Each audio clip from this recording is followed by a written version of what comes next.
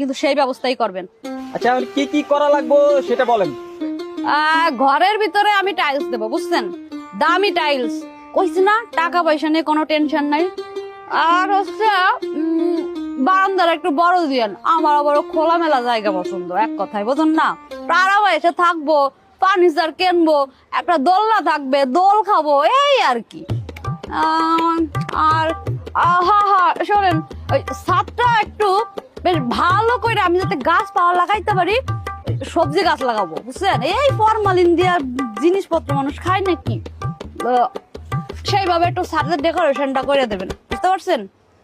আর আমার ওই যে শোয়ার ঘরটা না, ওই কি কয়, ওই যে কি যেন কয় না, ওই বেডরুম নাকি ফেডরুম, যাই হোক, বুঝতে পারছেন তো, যেন আমি ঘুমাবো ওইখানে। আপনি ওই যে আমার আবার অনেক কাপড় চাপড়, আমার কিন্তু কাপড় চাপড় ধরনের জায়গা নাই, ওই ট্রাঙ্কের মধ্যে আর ধরতেছে না, এই জন্য বড় দেখে আলমারি বানাইতে হবে, বুঝতে পারছেন? সব কিছু ঠিকঠাক রাখেন তো, কিছু যেন মিসিং নাই, পরে কিন্তু আপনি ধরুম। আচ্ছা সবই তো দেখলাম, ঠিক আছে আমি যাই, ওস্তাদের কথা কয়া পরে আমনি। হ্যাঁ যান, তাড়াতাড়ি করেন।